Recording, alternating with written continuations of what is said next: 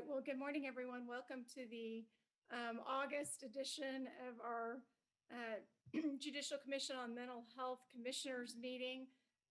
We were hoping that we would be able to meet in person with everyone today, but just in terms of making sure that everybody stays healthy and safe, we moved it to this online format. We're hopeful that our conference in October, that you can join us for that, and that we can have a commissioners gathering, if not a formal meeting there, so we can all get to know each other in person for those of you who have recently joined the commission. We didn't want to let this meeting go by without talking about what's happened in the last 6 months since our last meeting. And so we hope to not take up all of your morning, but would like to get an opportunity to hear from you about what's going on in your world, and then also report to you on what's been happening at the JCMH since our last meeting. Of course, as you know, we all got through the regular Texas legislative session where JCMH, through the Texas Judicial Council, had a dozen or so legislative proposals, many of which made their ways, well, almost all made their ways into bills that were proposed and pending, and 10 of those proposals were passed into law. 9 were included in Senate Bill 49 and 1 in House Bill 3774. And we're going to hear further reports about these proposals and what they mean, and also just talk a little bit about what went right, what went wrong, and what we need to think about as we already start framing our work, our legislative work for the next regular session of the legislature.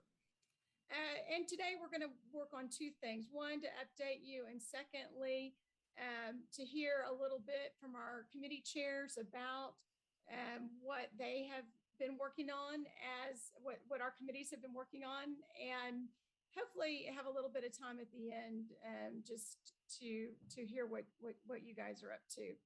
I want to thank in particular Representative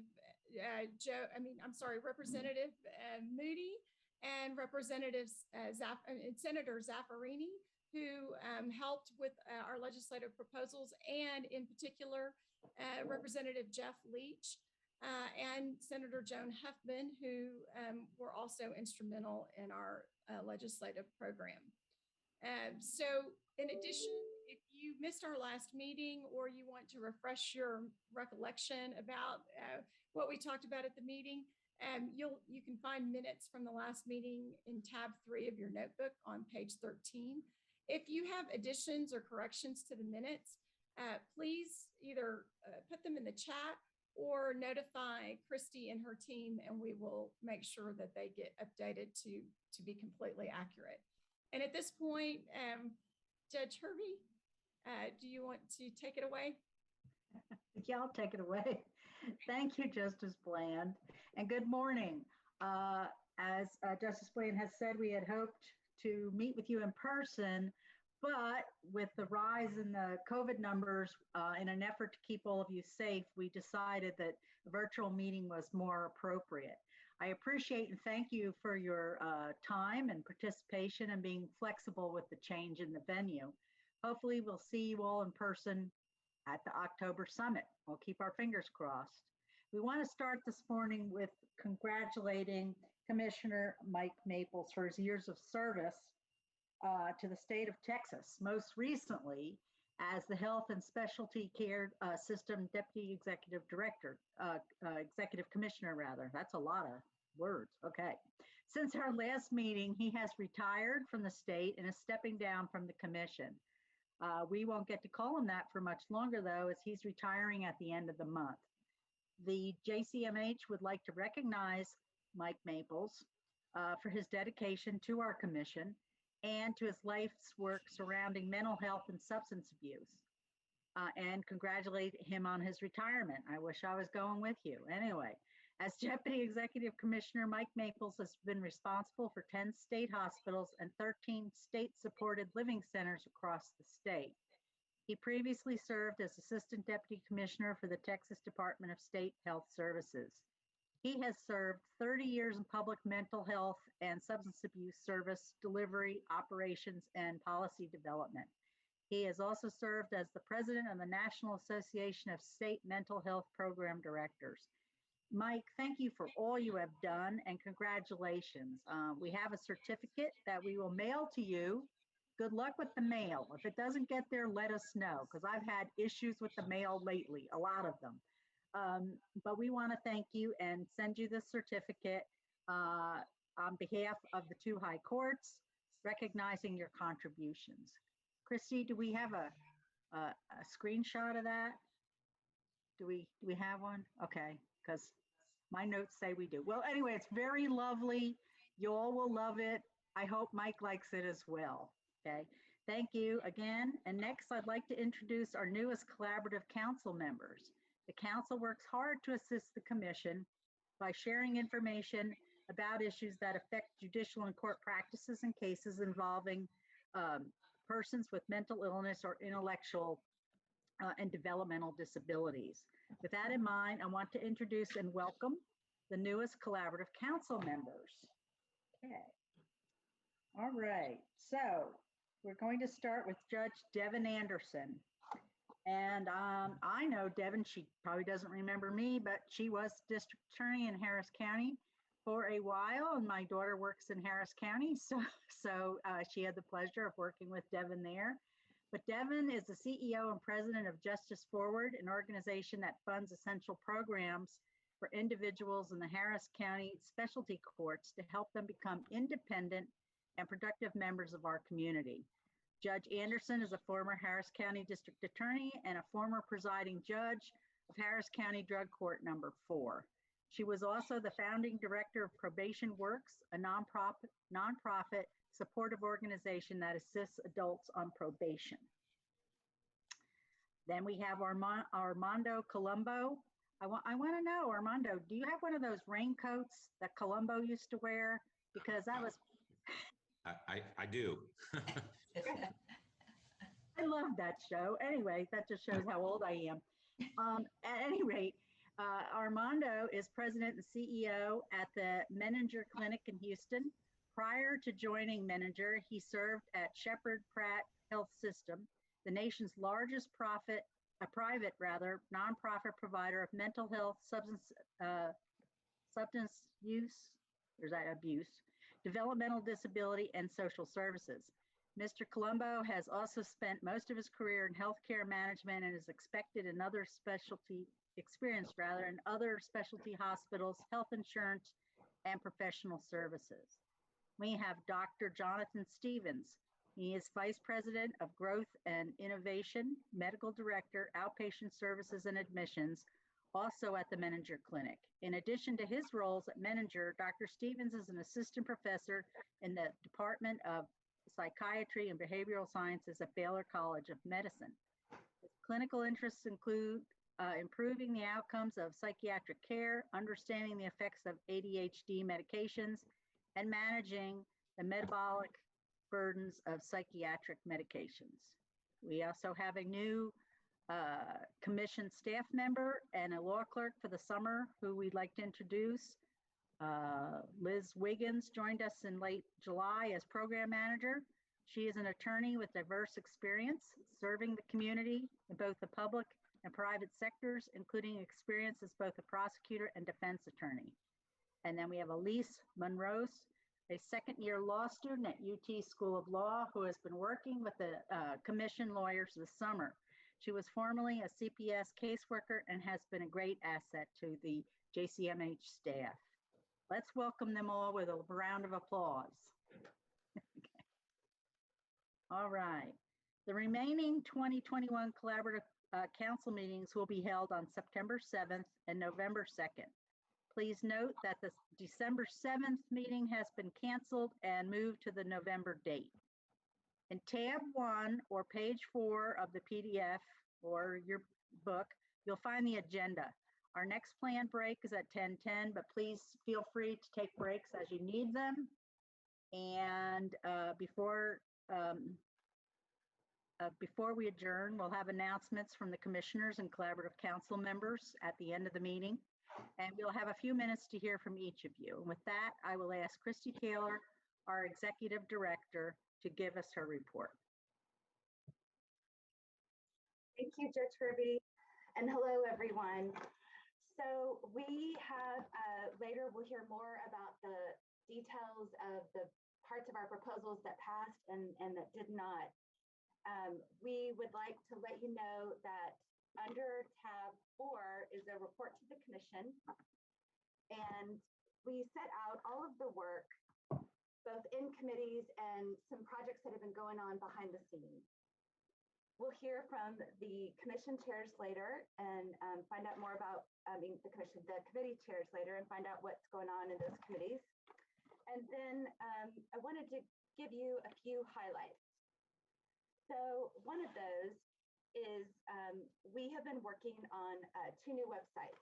We want to create a new website for the commission itself. We want it to be more user-friendly and have the menu tabs across the top where you can get to the great content that you guys are doing more readily. So that work is going on behind the scenes. And then we're also working with the Office of Court Administration to create an extension to the website, like a different web page that would house another project that we're working on. So the web page would have 3 main purposes. The first one is, let me see if I can share this screen. This is just a mock-up of what it might look like. There we go. So we're thinking this separate web page would be focusing on courts helping other courts, attorneys, prosecutors connecting to prosecutors, defense attorneys connecting to defense attorneys. So we would go to, this tab would be the map of Texas that we've talked to you about before, where you can hover over a county and pull up and see what other courts are doing as far as diversions, mental health courts, just really good ideas that you might want to borrow or connect with that county on. We're going to have a tab to request technical assistance. So this would be an opportunity to ask for hands-on training from the JCMH staff. Perhaps you're wanting something more preventative, and we would connect with HHSC. They have a shared vision of creating a workforce in Texas where we would be able to go into communities and courts and perform these sequential intercept mappings that lay out your resources, lay out your gaps. And it's a really good start to a new mental health court or any sort of new program that you're planning, or just to connect all those stakeholders. And so with HHSC, they are building the Technical Assistance Center where they will reach out in those earlier intercepts. And the JCMH is hoping to focus on courts and attorneys, where we can take all of those best practices, be a repository for them, and then be able to go into your community. You might remember in 2019, we trained about 20 partners along with the JCMH staff on this, how to be a facilitator for the sequential intercept mapping. HHSC just performed another one of these to multiply that workforce. And then JCMH is having another one in December of this year. If you are interested in being a trainer on how to do a sequential intercept mapping, we have some spots available. We're particularly interested in building workforce with judges and attorneys. We know it might be very hard for sitting judges to do that. So we're talking about maybe, doing a ride along with one of those once or twice a year, not a huge time commitment. And then the staff would be able to do all the reporting and the mapping. So yes, let me know if you are interested in that training. It is a day and a half. It's December 7th and 8th. And we're looking forward to that. And along the lines of continuing that strategy, we recently went into Judge Jan's court and his community and brought in some facilitators that were experts in juvenile mapping. It's a similar process, but as you know, everything's just a little bit different in the juvenile world. And so we were lucky that Judge Renee Betancourt was able to attend as well and to observe and see if that's something that her community and her juvenile court would like to do. But it was, let's see, I'm still sharing this screen. Let me stop for a second. It was really successful. The let me find this. The trainers came in, now I can share. The trainers came in from the National, the National Center for Youth Opportunity and Justice. And here are some photos you can see. We walked through all of those systems. Here are some of the stakeholders, literally mapping out how a person flows through the juvenile system. And the first day is mapping all of it out. The second day is creating an action plan, coming up with the main goals for that community, and making concrete plans to keep those ideas moving forward.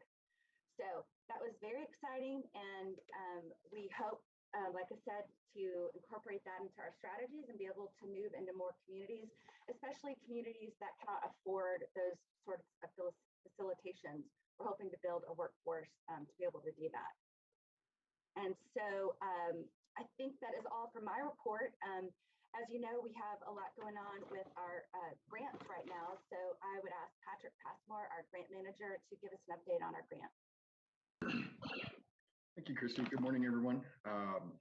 Just first, I'll start over on our budget. That'll be on tab 5 or page 38 in your digital notebook. This is just a high level where we're at, where the money's gone for the past 2 years for this biennium ending in 2021. The first matrix that you're going to see there is the funding that we were appropriated for the 2020-2021 biennium at $2.5 million. Our budget versus actuals currently for 2021, have an outstanding balance that most of the funds are already obligated of $306,482. That's found in the second matrix. The most important one, the financial status as of this month, that's going to be the very last matrix. You will see that in 2020 we did have a committed lapse since we didn't get UB in that biennium of just over $34,000. We've encumbered a lot of those funds still to carry forward those grants who did not have the opportunity to implement the programs which they were granted the money for in 2020. And we are going to continue and give them another no-cost extension to have the opportunity to use those funds in FY 2022. Currently, we are projected to have an imbalance of $12,681, and that is what we anticipate being the maximum that we would be sending back to the legislature. So if there's any questions on the budget, I'd be happy to answer now, or I could go through our grants and we can hold them off to the end. Hearing none, we'll go ahead and move on to, let's see, that's something from Judge Shannon. Yes, Professor Shannon is making a very good point. You know, in this questionnaire in the chat, I was assuming that these unused funds were coming from just the difficulties that we've experienced throughout these past 2 years. In the nature of the JCMH's work, we have a lot of trainings, we do a lot of meetings, and with a lot of those comes travel for our commissioners and stuff. And so for each one, including this meeting here that we're in now, was supposed to be in person, which comes with expenses that we would have otherwise incurred. So yes, a very large portion of the $34,000, if not all of it, was allocated initially to be used for travel and venue rentals and things like that. So moving on, our grants for the technology and the court improvement closed in July. We had an overwhelming response to those grants with over 50 applications filed. Staff are currently reviewing and compiling those recommendations to present to the executive committee in hopes to get those award statements signed and out the door before the start of the fiscal year. So we're pushing the line. We're working hard, and we will get it done. Finally, I wanted to give everyone an update on the pilot project that we had announced at the March meeting, which was the Community Diversion Coordinator Project. As you know, JCMH partnered with HHSC to develop and launch this opportunity, and we had many excellent applications and wish that we could have funded them all, but ultimately 3 test sites were selected for implementation, those being Grayson County, Smith County, and Denton County. We anticipate hiring the coordinators in the fall of 2021, and I want to thank everyone who applied. They made this decision very difficult for us, but for those who did not receive the grant, we hope that we'll be able to partner with you on a different project in the near future.